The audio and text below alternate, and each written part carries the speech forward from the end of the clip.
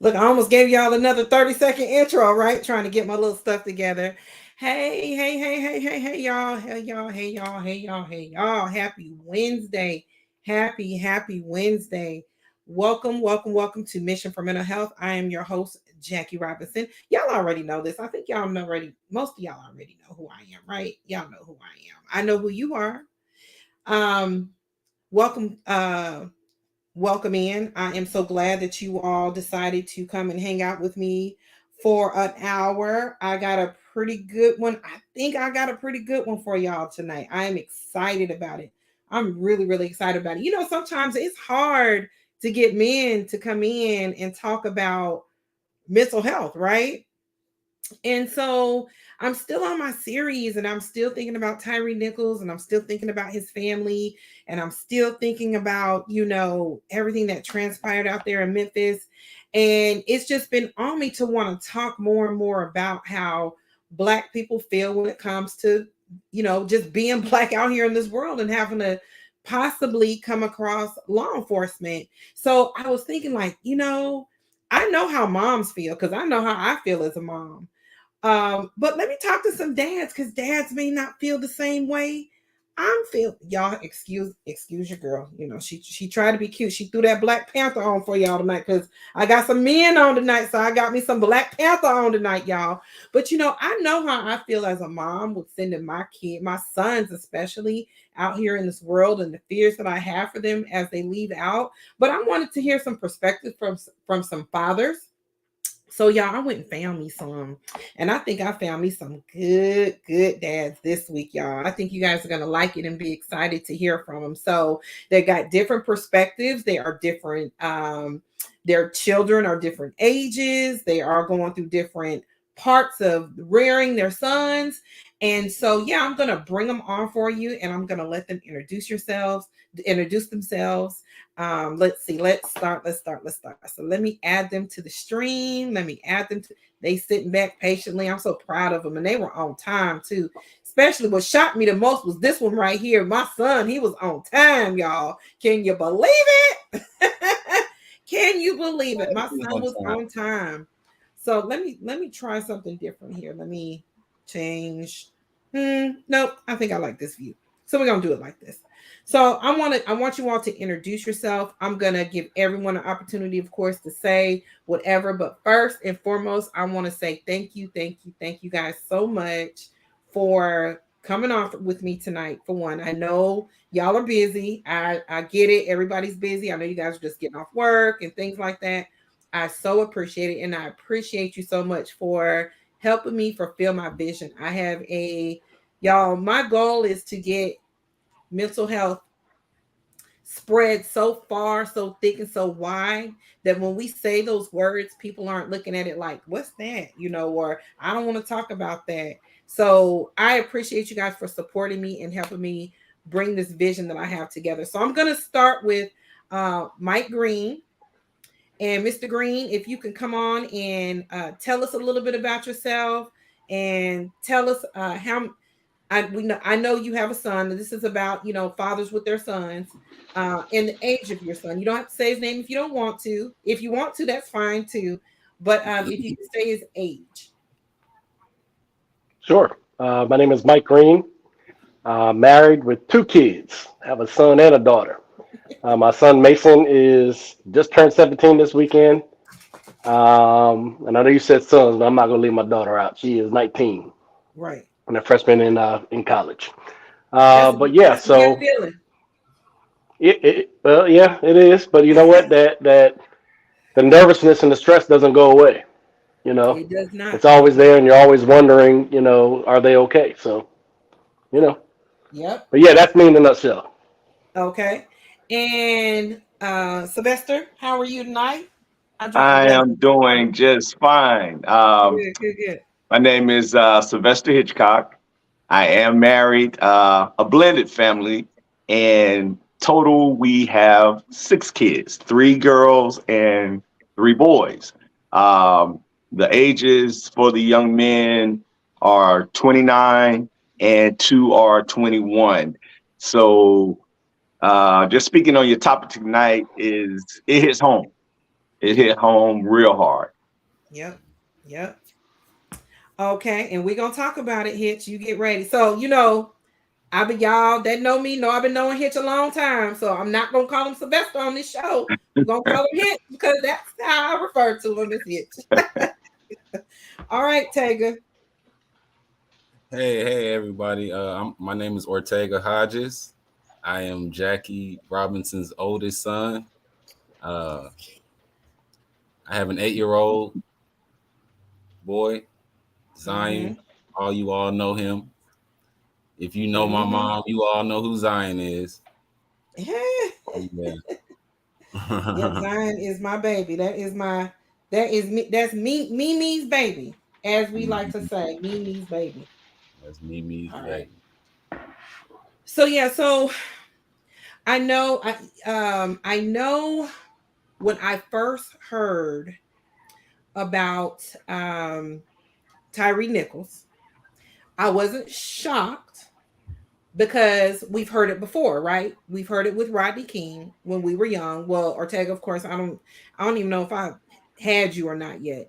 But for the rest of us, we've heard about it with Rodney King. We've heard it about Philandro Castile. We heard it with. I mean, it's so bad that it's so many to name that we can't name them all, right? And so as a mom, I know what my fears are when I'm sending my sons out into this world. As a mom, I fear that, we want to protect them as much as possible. Like if I can sit in the passenger seat of your car daily to make sure you get to and from where you're going, I would do it because that's what moms do, right? And so I brought y'all on because I wanted to hear from the dads. I wanted to know what their experience is. And yes, I have sons and daughters. Um, Mike and Hitch, I know that you have sons and daughters. But the thing about it with girls, we got it just a tad bit easier than the boys, right? You don't really we have heard incidences that have occurred with women and police officers. I'm not saying it doesn't happen. I'm just saying that the fear is not as high as it is when it comes to your sons. So, Mike, I'm going to start with you. How does this with you and your son? Well, let me start off with this. Let's start from the beginning. Have you all had to have the conversation? And we all know what the conversation is, right? Y'all know about the Absolutely. conversation? Of course. Okay. So, Mike, tell me.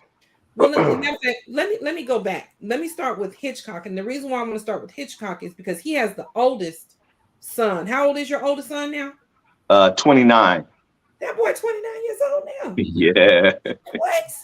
Okay. Yeah. So 29. You have a 29-year-old son. Times have changed from when you started with the older one to the younger one. What was the conversation that you had with him? And is it the same conversation that you had with the younger son? How many boys did you say it was? It was y'all got 3 and 3? 3. One 29 and the other 2 are 21.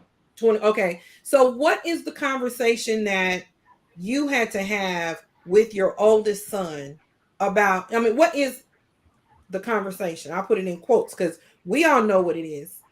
But for those that don't know what it is, what is the conversation?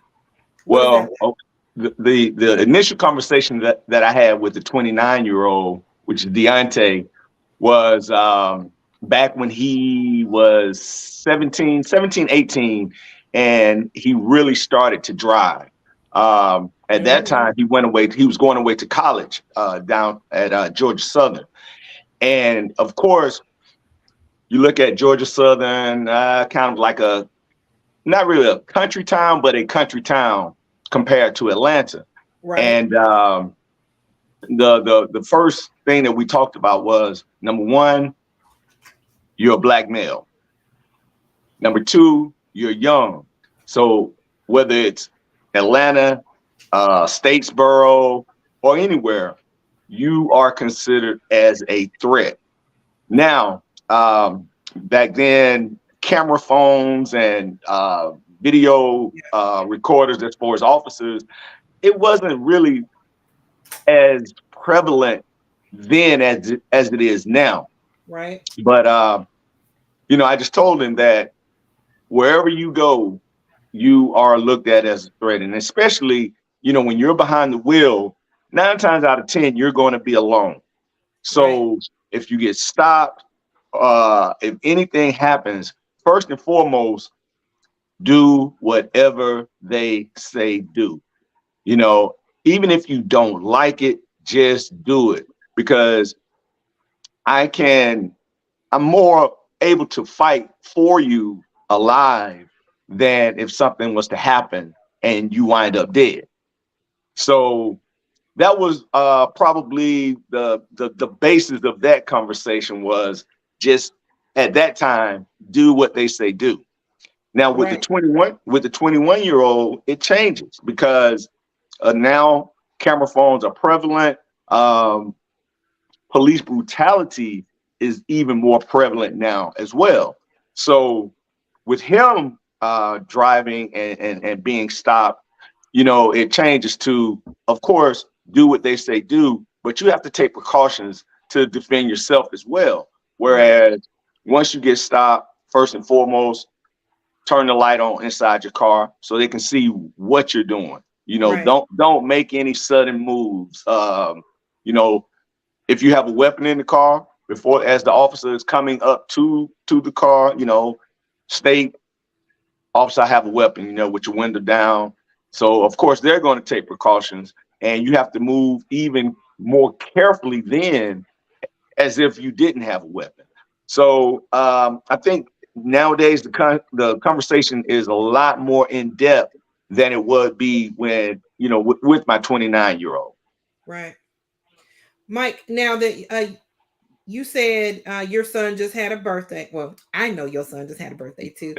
Mhm. 17 or 18? 17? 17. 17. He was All right. 17. Yeah. So when, as Hitchcock was saying, when he had the conversation with his 29-year-old, the conversation was different than the 21-year-old, because we didn't get to the cell phones were out, but not out like when they were driving. Nothing to the capabilities that we have right now.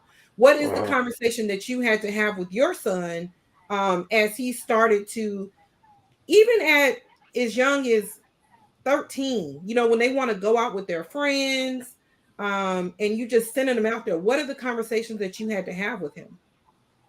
Well, I'm going to echo what Hitch said. I mean, I'm sorry, I called you Hitch. Is that all right, That's Hitch? fine. That's fine. Okay. Um, if you're pulled over by the police, you first and foremost comply with what they said. And I think I had a conversation with him this evening just to reiterate things and see where his head was. And I asked him, was he nervous when he's out driving by himself? Right. And what he said was no. And then he said, it depends what vehicle I'm driving. If I'm driving the Audi, I'm nervous, right? Because I'm a young black kid, 17 years old. Mason's got the do-rag on his head and all that stuff. So it's easy for him to be racially profiled, right? Why is this Right. 17-year-old driving this car? Right. But if you do get pulled over, comply, be respectful, and don't do anything to offset or set off any officer that pulls you over. You know, keep your hands visible. Make sure the interior of the car is well lit. In terms of going out with friends and things of that nature, we try to be really, really careful with who he hangs out with. We can't control Mm-hmm. it. No. Um, so we try our best to just keep them busy, right? Keep them busy so that they're not necessarily out and about in the streets like that. So I got Mason in 2 mentorship programs. He's playing football. He's running track. We've kept them busy all their lives, and we did it on purpose. It Right. doesn't mean that when he's driving around that something can't happen. So, Right. that's when the talk would come into play and make sure that you're compliant. Don't give anybody any reason to do anything that, you know, you wouldn't want to happen to you. So, Mm. yeah. So Ortega, I know you sitting back wondering, like, why would my mama ask me to come on this show, knowing I haven't even had to talk yet? And the reason why I brought you on the show is because, do you remember? I don't even know if I ever had the talk with you. Did I? No, Never had the talk. no. Um, I had to talk with Tyson, who's 23, but I never had to talk with Ortega, who is 30. Don't judge me, y'all. He's 33. He's 33. Hey, We yeah. the same, we the same age. And the reason why I brought you on is because you have a son who Mm-hmm. you will have to someday have this conversation with. Mm-hmm. And your conversation is going to be different from the it's going to be the same, but it's going to be different because of the way the times are. Now, the beatings, the beatings, the situations, the incidences that have occurred with police and black men is not new. The difference is that we get to see it more. So Mm-hmm. I brought you on, and you're going to be able to join the conversation in a second because you haven't had to have the conversation. But moving back to Mike, we do have a question on here. I told y'all Sure. I love I love an interactive show. And so DR Green is saying, now we're still complying and dying. How do you explain that to your young adult? So, Mike, how do you explain that? How do you explain that to your son when you ask your son if he is scared or nervous to drive or be out? And he says no, but then he says, it depends on what I'm driving. It's not even about what you're driving either. It's about being out, period. That Absolutely. anything can occur. So how do you explain to him people are complying, not everybody, but they're still dying? How do you explain that? Have you had that talk with them? I have not, but there is no explanation for that to me. I can't wrap my head around that and have that conversation with my son where I'm asking him to comply if he gets pulled over, but just like a couple of weeks ago, I mean he ran, but he ran out of fear, and you're absolutely right. He can comply and come across the wrong officer, and it still goes south. Yeah, All I can do is tell him what to do to try to avoid escalation, escalating the situation at hand. right. Um, but the reality is, in the world that we live in, you can comply, and that absolutely can happen to you, It can. right? So it doesn't mean that I don't have that conversation with him and tell him to comply, because I Right, think that is you want to go to past the path of least resistance there, right? So I think he still should comply, but the reality is you might just come across the wrong officer who's having a bad day right. and wants to put a target on you. So I don't know. I can't wrap my head around that. I don't know. Yeah. Hitchcock, what do you think? Yeah. Well, And that's just me being real with you. I mean, that's real. Yep. I'm piggybacking off Mike. First and foremost, to comply. But it's kind of funny. I was talking to Deontay a couple of days ago, and we were actually talking about the same subject. And he said, "Dad, it's kind of funny to me now because when I drive now, especially when he has a son now, so his mindset is different. He's like, before he said I would see the police behind me or what have you. He said I wouldn't have a problem with it. He said I just do what I need to do, and I was like, well, what's that? And he was like, I just drive, and if something happens, of course, I'm going to comply, yada yada yada. But now he says, with everything that's going on and him having his son, when he's driving, he starts to feel nervous, as if something is going to happen, you know. And he says, one of his biggest fears is, I don't want anything to happen in front of my son.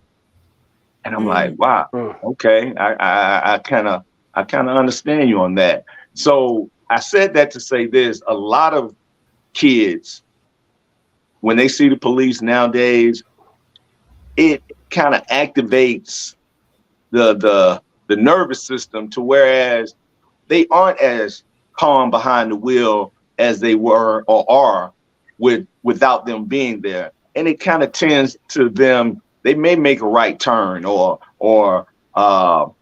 do something to, and I guess start a traffic stop per se. And right, then it just kind of goes left from there because the nervous senses are already heightened, and right. they're not just they're not really being themselves. Mhm.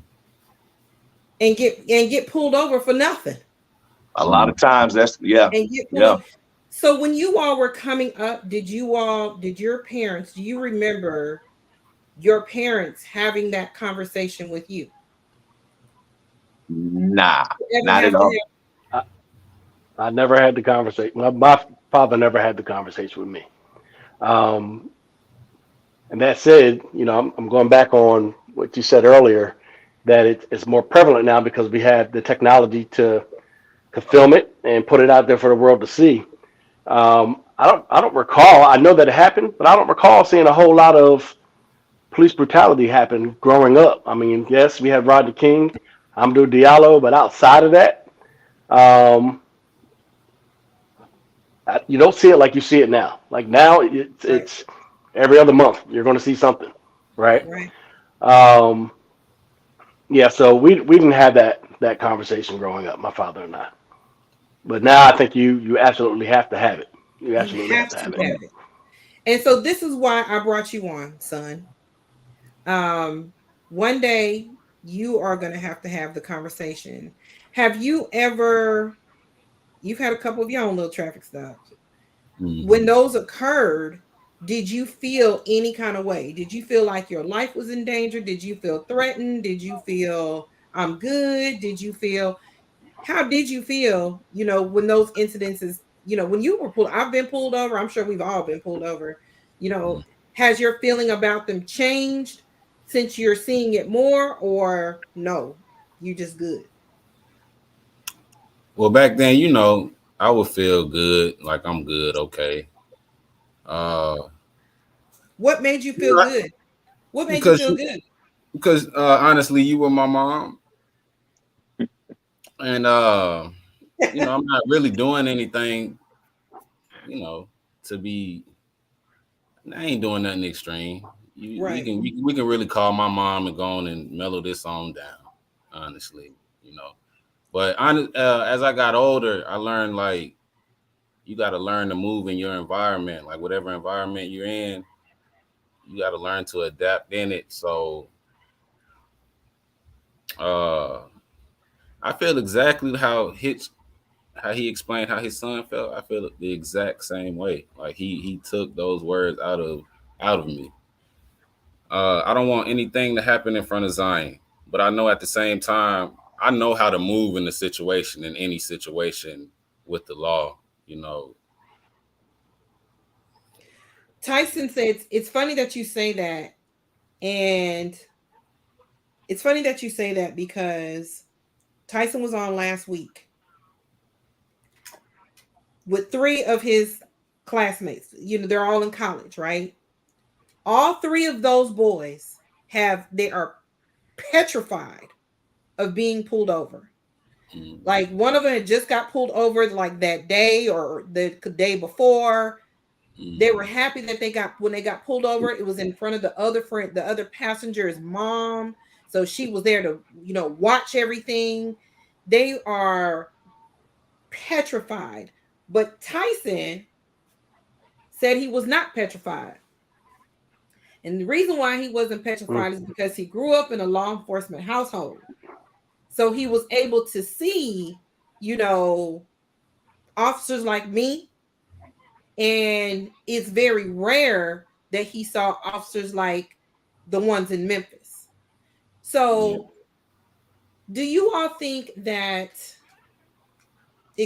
more exposure to, if your sons were more exposed to law enforcement, that may curb their fear some? Or do you think that, nah, man, things didn't change, and yeah, that was great that you was the police, ma'am, but things didn't change and we're all not privileged to call our police mama to get us out of trouble? Mike and Hitch, what do y'all think about that? We'll start with you, Yep. Hitch. I think oh, Or Mike, Oh, either one. It go doesn't ahead, matter. Mike. I was going to say I think exposure helps. However, it's a two-way street. Like um, I think that officers need to be educated on the black community and the plight that we go through, right? The fears that we have, and I think that kids need exposure to good officers. Yeah. And I think if there's a better understanding, then you start to alleviate some of the fears that our black children and men too Yeah. have. Just by driving in the car.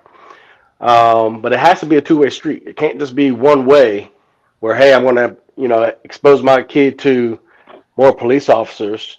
I think that the officers, there's a responsibility that they have to get to know the folks that are in the environment that they're supposed to be protecting and serving. Right. Right? If you understand the folks that you're protecting and serving, and you generally have a vested interest in them in the community, then I think some of that starts to subside. But if it's a one way street and you're not doing that, then us just exposing our kids to police officers does no good, in my opinion. Right. Great opinion. Great thought. Two-way street. I agree with Mike again. It's a two-way street. But one of the things that I tell my sons also is being a police officer, it's a job. It's a job. It doesn't make him or her any different from you. So you got to understand this too. The person in the uniform can have a good day, they can have a bad day, they have preconceived thoughts just like anybody else. So what you have to do is govern yourself accordingly and just hope and pray that they govern themselves accordingly. And to kind of piggyback off Ortega, my sons, my friends, their children, they feel this way. And I would just be honest with you. If their mother and father or uncle, aunts, or somebody works in law enforcement, then believe me, if they get stopped, that's one of the first things they're going to use is that card. Hey, my Mm-hmm. uncle, my dad is so-and-so, uh, can we talk to him? So they use that card. Trust me. And you're right. My father was a correction officer, right? And we used to get cards from them. So I carried that around with me. So you're absolutely right in saying that. Yeah. I always never wanted to take advantage of that though. Like, you don't think, I got that card in my back pocket. Like, no, that's Mm-hmm. just, you know. That means there's some secrets y'all he ain't tell me about, but that's okay. We'll move on. Dana said she said she was never forewarned about the police. I had more bad experiences with black cops as a teen and young adult, and it was written off as them being cocky over being bad police. Um, Now I side eye all of them, even if I don't know them. I'm not sure what Karen was saying on this one. Um, my bad day at the salon will allow me to murder someone. So I'm what I'm gonna say about that. Yes, police are people. Um, because I'm still in law enforcement. Um, we have good days, we have bad days, just like everybody else. We have we wake up on the wrong side of the bed. Um, we have tragedy in our lives and still have to come to work. We got everything that every other person in this world has. However, we have one thing that trumps everything that everyone else has, and that is the power to take people's freedom away. So the president can't even take somebody's freedom away. So when you are privileged to have a profession where you are allowed that much power, you don't get the opportunity to project your bad days on people. We're not supposed to do that. A lot of us, don't come to work with, oh, I can't wait to kill somebody today. That's not the thought Mm, when you come to work. mm, But there is bad in every and things do happen. And I am glad that it's being brought to light and we're talking about it more. So moving forward, this show is predominantly about mental health. And so now that we have some of the particulars out of the way, hold on, let me go through these comments. Same DR Green. If I had some bad experience with, she's had some, Karen has had some bad experience with Black officers, and she understands. Um, Knowing that you all have to have these conversations now, and the things, I personally think that police brutality is the same as it's always been for years. I just think that we see it more. Some people think that it happens more. But I think that it's been around for a long time. I agree. Um, I watched the video. Initially, I was not going to watch the video, but I went on ahead and watched it anyway. The video messed me up. Even being in law enforcement and knowing that these type of things can happen or whatever, just watching that video, I ain't never really seen nobody get beat down like that before. Like I've never really seen that at work. I've seen some things, but not that. And I've never watched anybody die in our custody. Um, the video messed me up. It messed me up. What I want to know from y'all is, did you watch the video?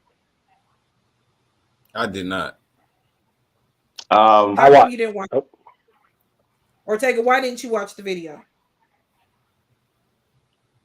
I just didn't want to It's get not a messed. right or wrong because I wasn't gonna watch it. But how come you didn't watch it?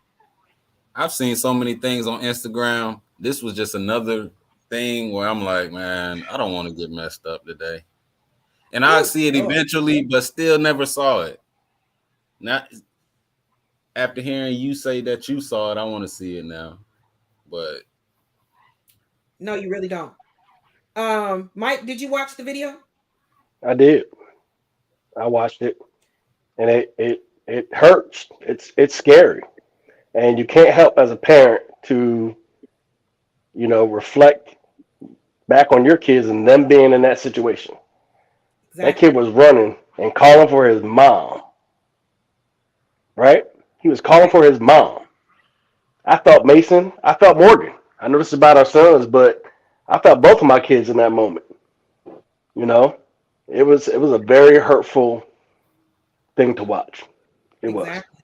But the reality is, that's the world we're in. And I tell you, I'll go a little bit further. It hurt even more because it was black officers.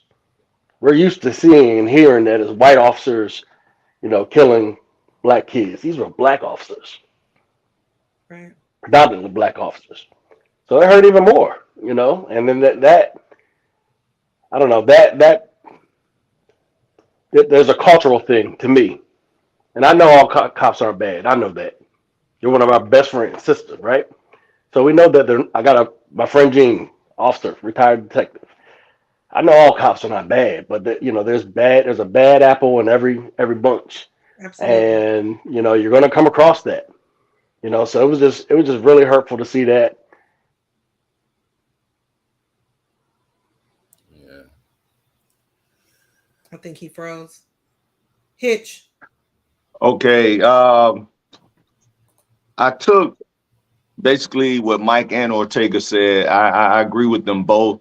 But one thing that kind of, I guess, shocked me about the whole thing was a lot of times when we we hear of police brutality or we even see it, but the officers are from I guess, a point of, well, I'm not going to be seen, or I can get away with this, or I can do this, and it was different than what the media is putting out, or whatever the case may be. But what really bothered me with that stop was these officers knew what they were doing in front of their own cameras, In not what front of came your from. own camera.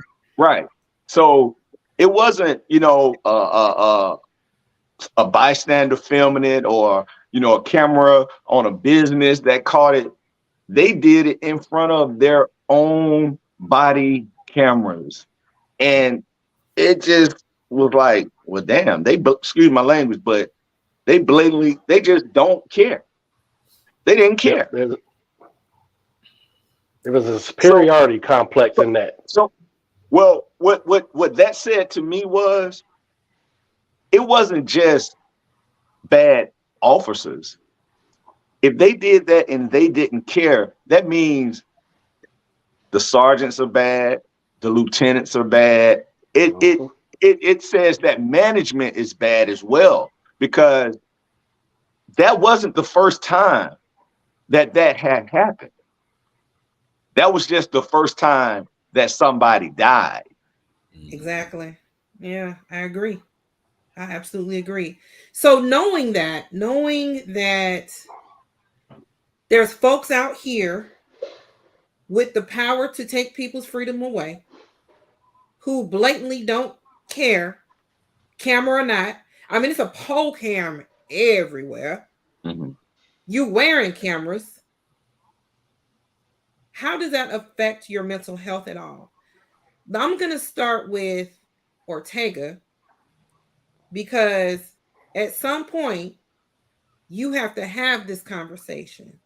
And there's no telling what things are going to be like when Zai is 13 and wants to go to skate zone or Cascade or whatever, skate with his friends, or bowling, or go to the Friday night football game with his friends, or whatever. How, does this even have any effect on your mental health at all? Does it worry you? Does it concern you? Is it even a worry, a thought for you? Or are you thinking, shoot, that's so far off, I ain't even worrying about that right now? No, it is mentally draining because it keeps happening. And I'm like, why do we keep seeing this same thing over and over? Like, for real. Yeah. You got, like, I don't know what it is. Like, what they be thinking. Like, we ain't gonna kill them. But we ain't gonna kill them, though.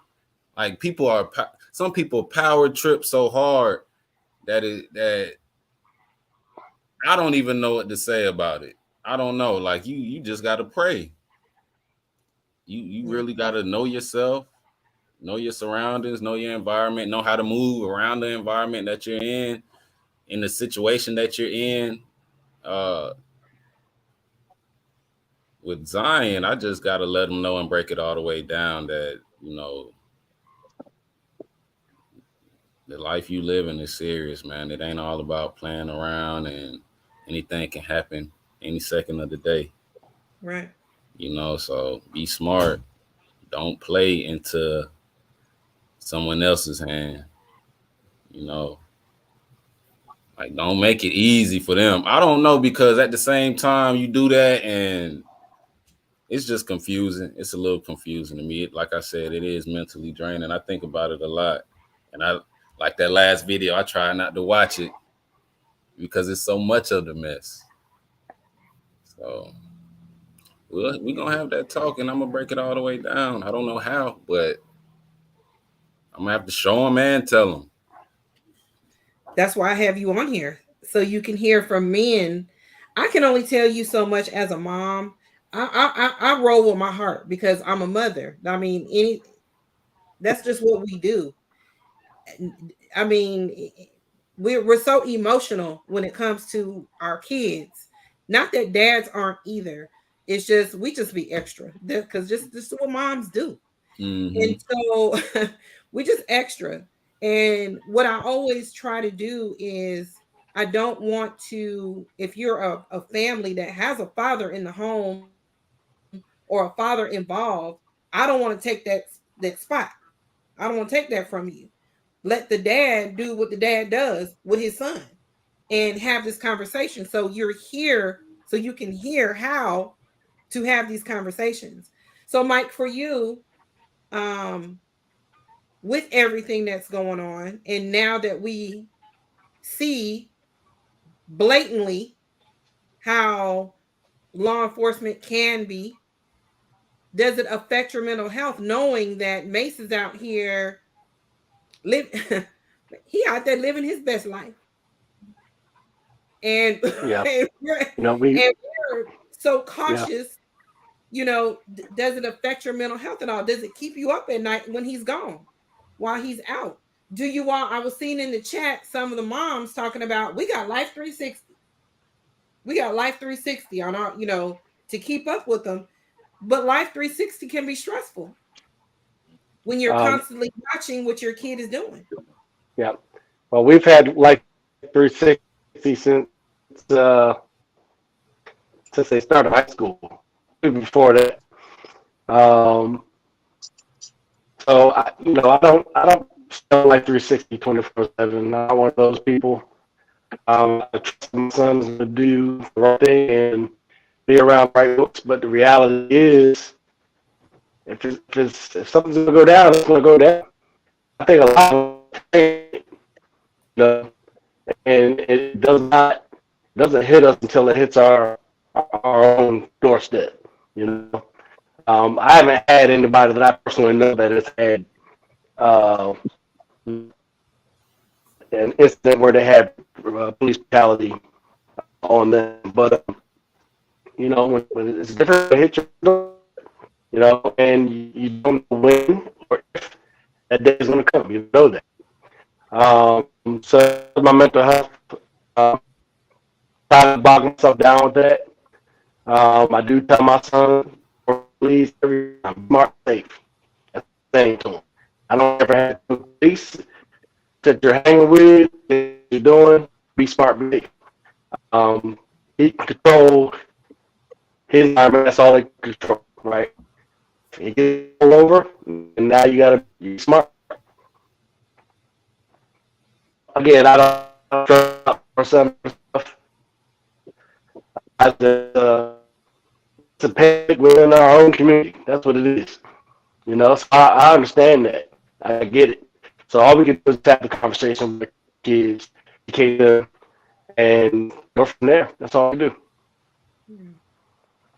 So you were breaking up like really, really bad, and I know you made some good points. So I'm gonna have to Oh, hold on one second. I'm gonna move the hitch and then let you readjust because you're frozen on my screen too. yeah. So I'm gonna let you hold on one sec. Okay. Hitchcock. So does it affect your mental health at all? Does it keep you up at night? Does it I mean, how does it affect you? Well, I mean, of course, it's going to affect your mental health. I mean, even, you know, our kids are our I keep kids. breaking up. So whether the police brutality was prevalent, uh, we're still going to worry about our kids at night, especially when they're new drivers or what have you. Not even just new drivers, just out there on the road. You got bad drivers out there. You got road rage. You got all type of things that go on. So when they're out and about alone or just out on their own behind the wheel, it is definitely going to affect your mental health. But you just have to prepare yourself as best you can.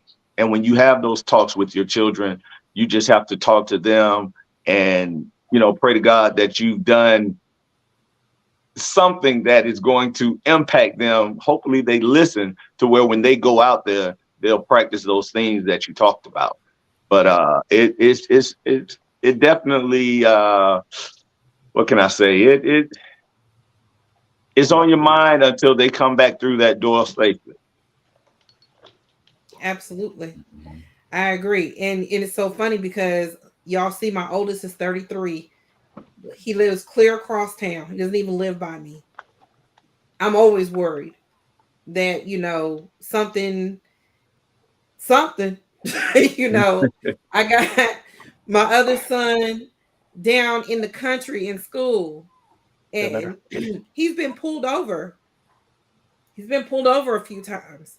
And he's caught me during those traffic stops. And my heart rate is going in 100 miles a minute because I can't get to you. Even though I have, just like Dana and Karen were saying, we all got that Life 360. Yeah, I got that Life 360 as well, but my son is an hour and a half away from me. I can't get to you in that traffic stop, you know. So my nerves are shot. And sometimes knowing the police works and sometimes it does not. These past few times that it happened, it's been couple years ago when he first started going to school down there. It didn't work. They told him, well, if your mom was the police and you ought to know better, So his experiences, of course, thank goodness, turned out okay. But during that whole entire time, I'm on the phone with my stress level going up to the hill because there's nothing I can do. Um, I know that we can't live like that though. We can't live like that. And Mike, I think, did you say it was a pandemic in the Black community? Okay, I think that's what I heard you say, but I'm not sure. Are you frozen again? It's so funny because he looks so stern. I can't tell if he's frozen or not, but he's frozen because he's had that look for a few minutes. Mm. Um, Go okay, pop. there you go. Can you hear me, Mike? Yes. Yes. Okay. Did I hear you say it's a pandemic in the Black community? I think that's what I heard you say, but I'm not sure. Is that what you said? I did. This is a Okay. pandemic in the Black community. Absolutely. Explain. 'Cause every time you turn around, there's something on the news about a young black male that was shot and killed by a police officer. I personally think there's a and again, and this is probably when I got cut out. I got great friends that are police officers Look, he got and cut out good again. people, Mm. He done got cut out again. Mhm. man. I'm so sorry. There you go. Okay. Look, right when you got good, he said, and I probably got cut out. I was like, oh, he done got cut out again. I'm gonna move to a different area of the house.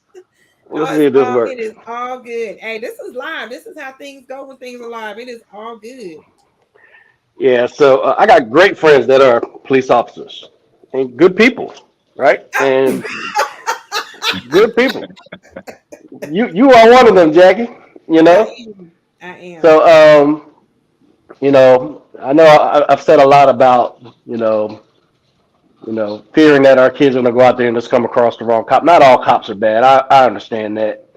Um, but the reality is that this is happening more to us in our community than it is with white folks. Yeah. It just is. And after watching that video, I don't even know that it's a white or black thing, to be honest with you. 'Cause those were black officers who did that to a black young man, Yeah. and who was screaming for his mother. That would do something to me. I can't sit there and beat your face in knowing that you're calling your mom's name. I can't do that. So I think there's a cultural thing. I think there needs to be a better job in terms of who's hired. I think better background checks need to take place. And again, I think it is crucial that there needs to be open communication and education that goes both ways so that officers understand the communities that they're serving.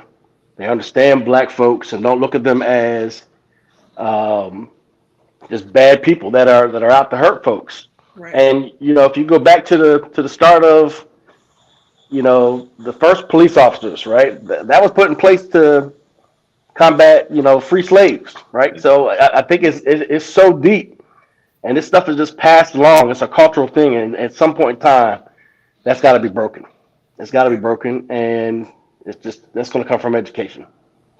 I hope and pray it's going to come from education. I don't know. I hope so too. My sister says we don't always value and love each other. I think that oftentimes when people come into this profession, they don't necessarily come in bad. All of them don't. Like I said, it's bad in every profession. Some people really that psychological. You should have them bubbles meant something, and you shouldn't be here. It's a psychological test that they make us do. Um, but some people turn bad in the profession. Mm. Um, I'm glad that we are at a point now where it is everyone is held accountable. So now you can't be that one that stood back and was like, "Well, I never hit anybody." Yes. Well, you also didn't Yes. intervene. It's called duty to Right. intervene. Right. So things have changed a lot um, in this profession.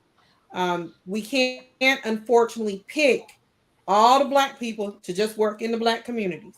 So that's not going to always work. But the thing is like my sister said, if you value a person and you love a person, not you don't necessarily have to love the people you serving, but just respect and value the life Mm. of the person that you Yeah. serving, Human life. it just changes everything. You always want to be in a position where you are treating people the way you want to be treated at the end of the day. Jackie, And not to cut you off, Jackie. When you said that, it hit home, and here's why. My why? mother and father were correction officers. They're retired now, and anything goes in the system, right? Yeah, That's the one thing that they both share with me. If you give respect, then you'll get respect back in return. So if these absolutely. officers would give respect, and it goes both ways, right? We got to give respect as well. Yeah, So I think respect is crucial. That's got to be given on both sides. And if you could do that, then I think folks can go into it disarmed instead of being armed and ready to go. So yeah, But Mike, Jackie, that's the one thing, we talk about more training. We talk about more education. We talk about all type of things that we can do from an external level to make policing better. But the one thing that really will make policing better is from the internal side, and that is being able to respect human life or respect, mm, yeah. uh, you know, boy, girl, man, woman, whatever the case may be. And that's the one thing that you can't teach. Can't teach nobody that. You either got it or you don't. Right. that's why it's crucial who you let in. Everybody don't deserve to be an officer. No. Yeah. Yeah, it's definitely that is something that's something that you can't teach people. You either that way or you're not. You also have to be strong enough to not fall in the trap of when you see bad stuff happening and you just rolling with it. To go along with it. Yeah. Yeah, Hmm. I hate that we have to have the conversation. Other people don't have to. How come we are the only ones got to do it? Like, I But hate Mm. that Hmm. we have to have the conversation. Hmm. Other people don't have to have the conversation. I don't know what it's like to not have to talk to my kids about how to behave when. Why do I have to change my whole flow? What if I'm having a bad day that morning?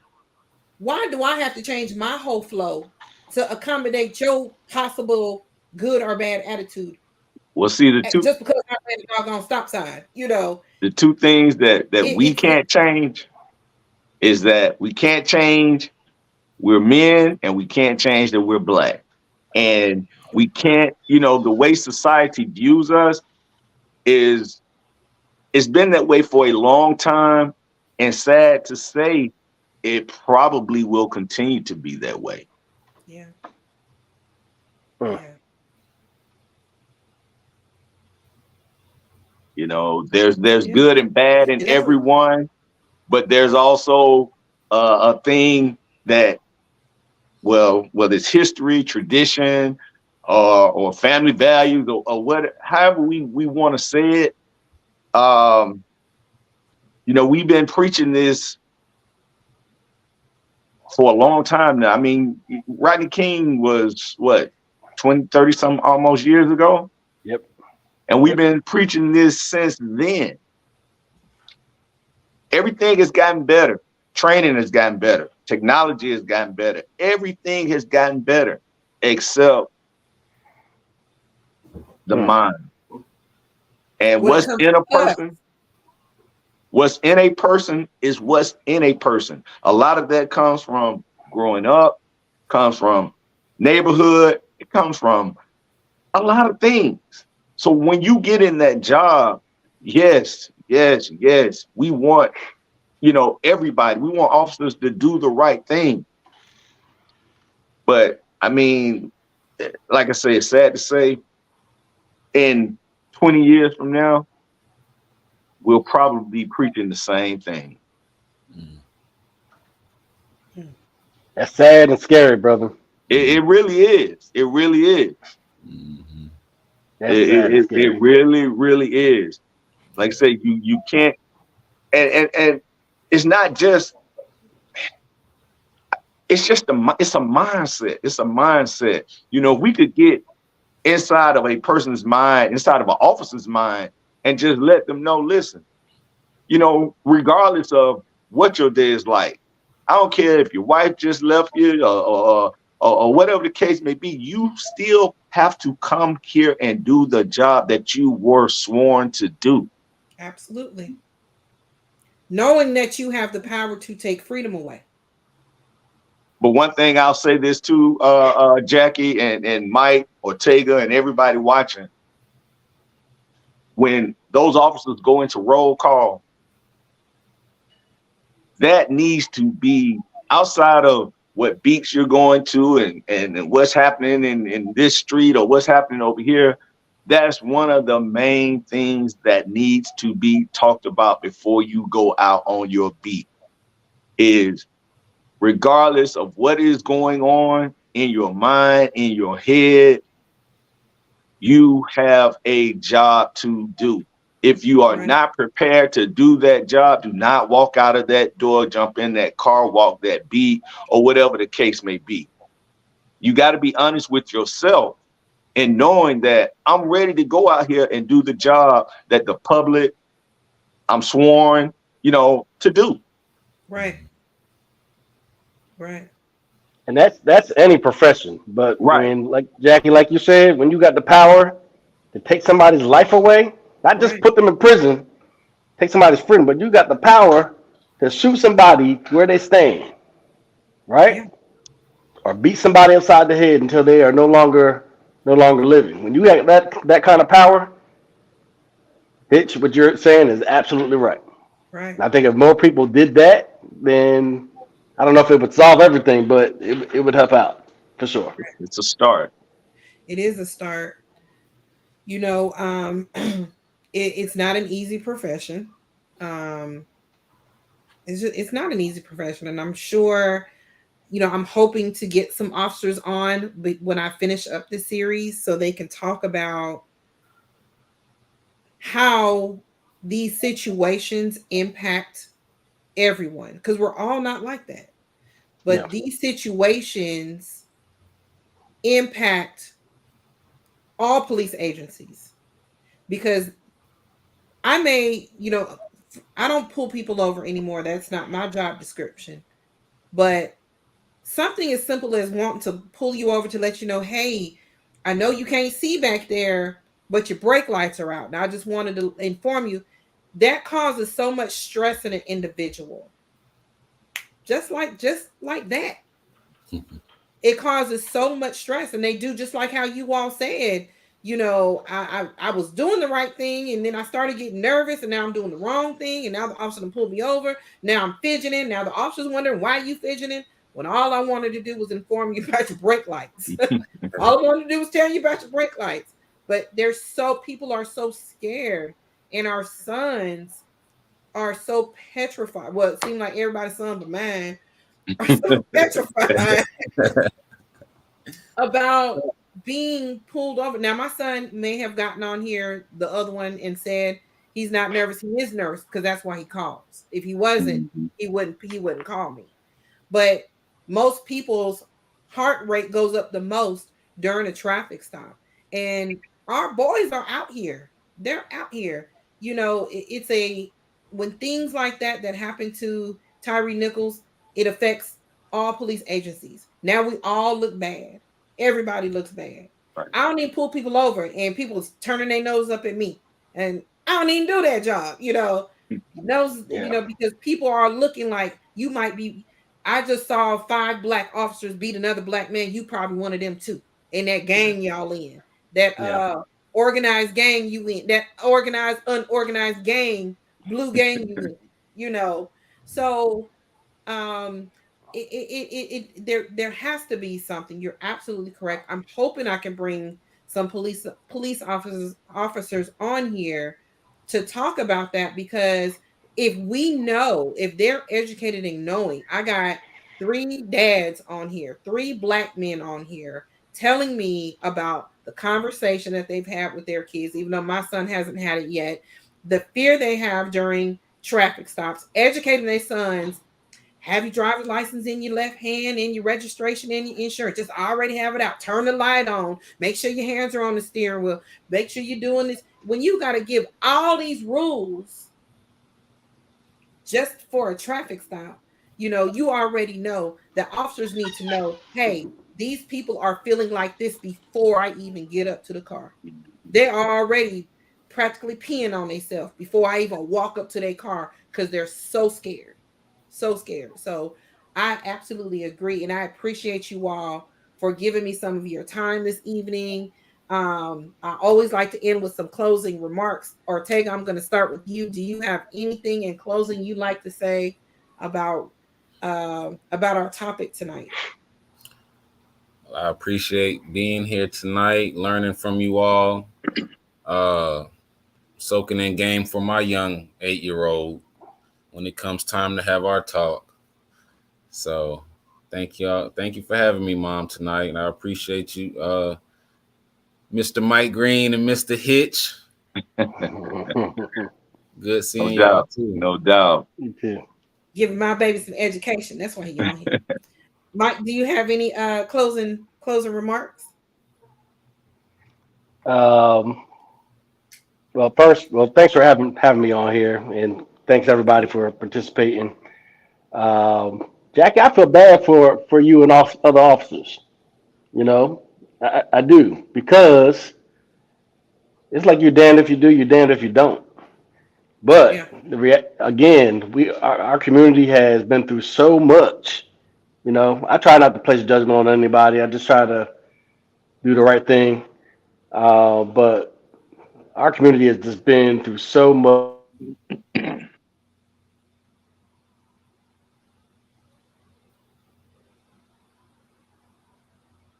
I think he Just for now, froze we up. all just sitting here being quiet. And I think he we just froze gonna act up like again. he ain't from. We just gonna act like he ain't freeze up. We just gonna sit here and just. Jackie, can you hear me now? Am I good? There you go. Lord have Yes. mercy. Anyway, thanks for having us on. This was very insightful. It was. I think we need to do more of this. Um, I think it's a great idea if you're going to bring officers on. What I would do is bring officers on and bring on some folks that are not officers as well, and let's I have think some that would be dialogue. great. Yep. I would love to have a panel of officers and non-officers. Yeah. I think it would be great. Yeah, I think it would be great. So It's um, needed. it is needed. Hitch, you And got look, any? not just. I'm sorry, Jack. Not just officers that understand, but you need some of those folks that are the bad apples on here. Let's figure out what's going on with y'all. Yeah, so bad apples ain't gonna be happy to just come on a show and talk about how bad policing, how bad they're policing. Yeah, However, I would like to mix it up because I think that when other races understand one another, if I'm a white officer, a beat officer, I gotta understand that when I pull this car over, more than likely, this person is already in fear. They ain't even did nothing, you know. They already up here. Instead of me being up here with them, that I need to know, I need to automatically Mm-hmm. come, unless it's a felony stop. In some situations, you just got to do what you got to do. But Mm-hmm. on these traffic stops where they're, hey, I'm just pulling you over before the tail light, whatever the case may be. Even if it's weed in the car, I mean, whatever it is, you already know their level is up here, especially when they know, hell, I ran that stop sign. You already know that that's there. So they have to understand, okay, what I'm dealing with right now, I need to bring my temperature down so they can bring their temperature down. That comes with training and experience too. That just don't People just don't get that overnight. Um, let's add a couple more comments before we roll out. Hold on, Hitch. I got pulled over on the damn golf cart and was scared. I Only know in people are like, Peachtree City. where the hell she at when she had on a golf getting pulled over right on a golf cart? That There's some Peachtree City neighborhoods out life. here in Georgia, y'all. They got golf cart communities. Do it in person so they can be transparent. Yeah, I was thinking about that as well. We don't want to threaten people's jobs, of course. They got to go back to work. My sister said, get some. This, y'all know my sister is just the most militant thing. That's because she's short. Get some Republicans to come up. They are off the chain and I deal with them every day. She got a good point, actually. Oh, my sister, that look, talk about how that mess up our mental health, right? Hitchcock, do you have any final words?